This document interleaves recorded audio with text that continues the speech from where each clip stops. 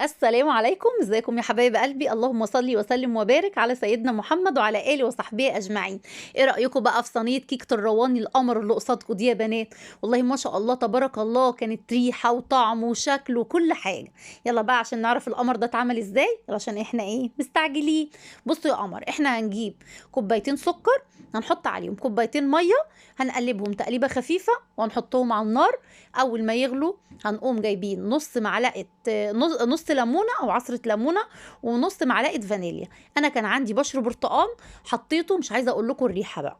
بصوا، هنخليها 4 دقايق على النار. يلا بقى نجيب بوله، هنحط فيها كوبايه ونص دقيق ابيض يا بنات، هننخله كويس جدا.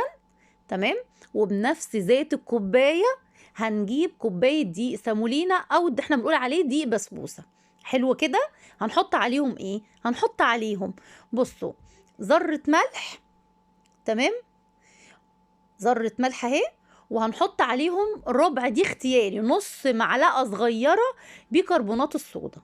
حابة تحطي معلقة كبيرة، معلقة كبيرة كيس كيك شيف أو كيس كيك شيف، أو اللي هو معلقة بيكنج باودر، معلقة كبيرة. حابة تكتفي بيها، حابة تحطي زي ما أنا قلتلك معاهم نص معلقة بيكربونات الصودا. تمام. ونقلب كويس جدا. وحطيت كمان، حطيت نص كوباية جوز هند. نص كوبايه يا رودي، ايوه. هي كوبايه في المقادير، حطينا نص في المقادير الجافه. وهنركنهم حلو كده. هنجيب شفشق الخلاط الجميل ده. حطيت هنا معلش بقى عشان هنا الكاميرا سبقت كلامي. حطيت 3 بيضات، بصوا هنا في الشفشق اول حاجه 3 بيضات، ومعلقه خل كبيره، وكوبايه سكر بنفس ذات الكوبايه اللي احنا شغالين بيها، وكوبايه زيت.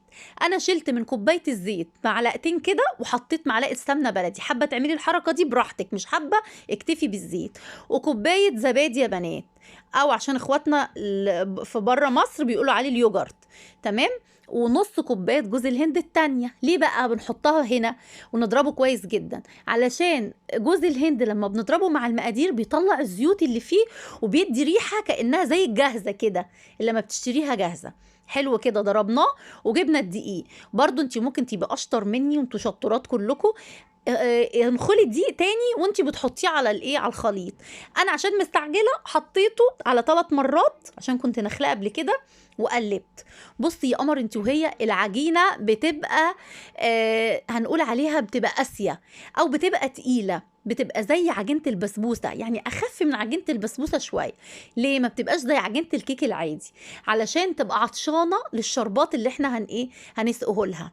هي بتبقى تشبه عجينه البسبوسه شويه. وجبت صينيه وسط، دهنتها بالسمن يا بنات، وما بطنتهاش، ركزوا، ما بطنتهاش. تمام. وبصوا لما جيت دلقت الخليط يا بنات، او نزلت الخليط، بصوا كان تقيل، ما كانش بينزل بسهوله. انا عايزاها كده زي ما انتي شايفه نفس القوام كده. جربي كده ومش هتندمي والله. حطيتها في رف اوسط على 180، قعدت نص ساعه في الفرن.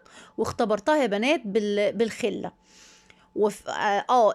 لو انا ما قلتش الحته دي، انا حطيت شويه بشر برتقال، ده اختياري كان عندي مع العجينه وانا بقلبها. برضو مش عايزه اقول لكم على الريحه والطعم.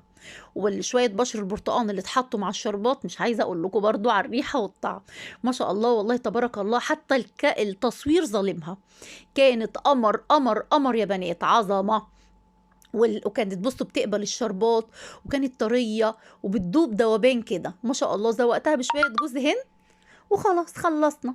لايك وشير لو عجبكم الفيديو. استودعكم الله الذي لا تضيع ودائعه.